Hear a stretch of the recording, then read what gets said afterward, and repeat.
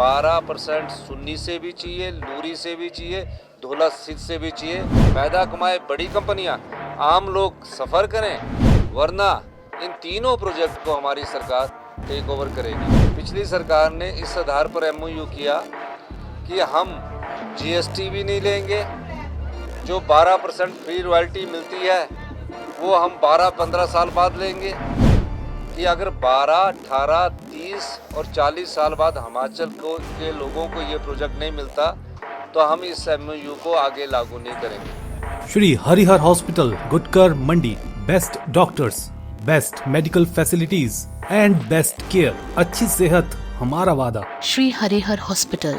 विद्युत परियोजनाओं पर आज मुख्यमंत्री सुखविंदर सिंह सुक्खू ने सख्ती दिखाते हुए कहा कि अगर तय रॉयल्टी के आधार पर सरकार और कंपनी के बीच सहमति नहीं बनी और लोगों के हितों का ध्यान नहीं रखा गया तो सरकार SJVNL के तीनों लुहरी, सुन्नी और धौला सीध हाइड्रो प्रोजेक्ट का अधिग्रहण करेगी।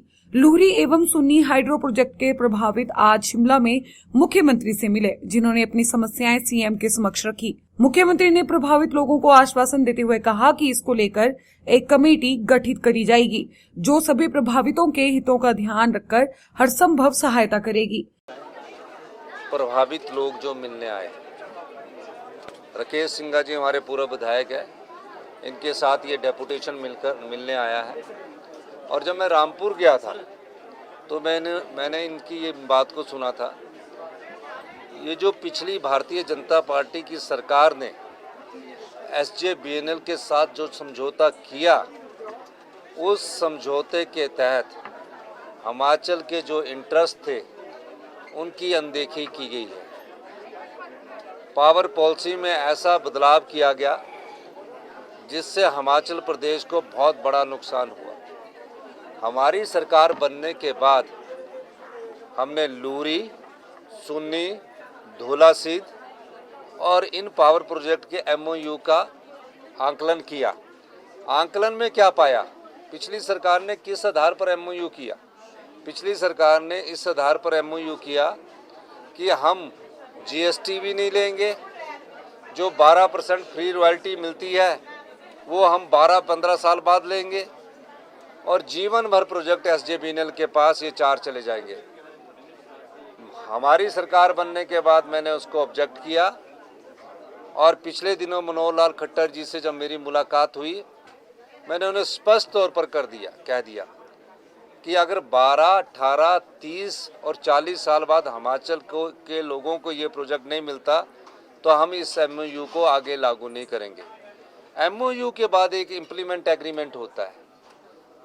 SJVNL ने हमारी सोवरेनिटी को भी ना मानते हुए, बिना पूछे ही लूरी के काम शुरू कर दिया, सुन्नी का काम शुरू कर दिया, धौला सीध पावर प्रोजेक्ट का काम शुरू कर दिया।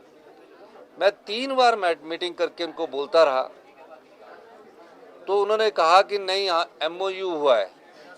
मैं हिमाचल के हितों की अनदेखी देखकर भारतीय जनता पार्टी की सरकार ने जो किया है उसका मुझे बड़ा अफसोस है।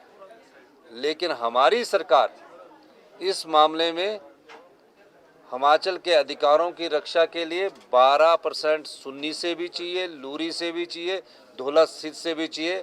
पहले 12%, फिर 12 से 30 साल के बीच में 18% चाहिए, 30 से 40 साल के बीच में हमें जो 30% चाहिए, और 40 साल बाद ये प्रोजेक्ट हमें वापस चाहिए।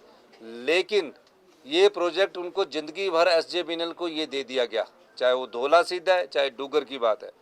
मैंने मनोहर लाल खट्टर जी से भी बात की और मैंने उन्हें स्पष्ट कहा कि अगर हमें इस आधार पर आप हमारे साथ एमओयू द्वारा करने को तैयार है तो हम रेडी है, वरना इन तीनों प्रोजेक्ट को हमारी सरकार टेक ओवर करेगी।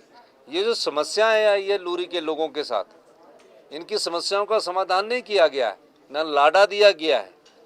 अब लाडा तो उनके क्षेत्र का अधिकार है, ना उस क्षेत्र से उजड़े हुए लोगों को नौकरी दी गई है, ना एनिमल हस्बेंड्री को इसमें कंसीडर किया गया है। जो इनकी रिहेबिलिटेशन पॉलिसी है उसमें आपने हॉर्टिकल्चर कंसीडर किया, आपने एग्रीकल्चर कंसीडर किया, आपने एनिमल हस्बेंड्री की सेहत पर भी तो फर्क पड़ता है किस आधार पर हम कंसीडर करते हैं। और जो इनको बेचारों को कंपनसेशन है वो अभी हमने पूरी तरह दिया नहीं है।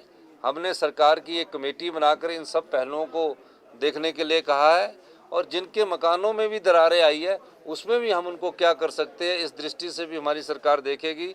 हिमाचल के आम लोगों को किसी प्रकार की तकलीफ ना हो, गरीब लोगों को किसी प्रकार की तकलीफ ना हो। फ़ायदा कमाए बड़ी कंपनियां, आम लोग सफ़र करें, तो इस चीज़ को हिमाचल प्रदेश की सरकार सहन नहीं करेगी। इसलिए हमने ये आज सिंघा जी के डेपुटेशन को ये आश्वासन दिया है। फेसबुक पर पोल स्टार हिमाचल का पेज लाइक करें और यूट्यूब पर हमारा चैनल सब्सक्राइब करना ना भूलें।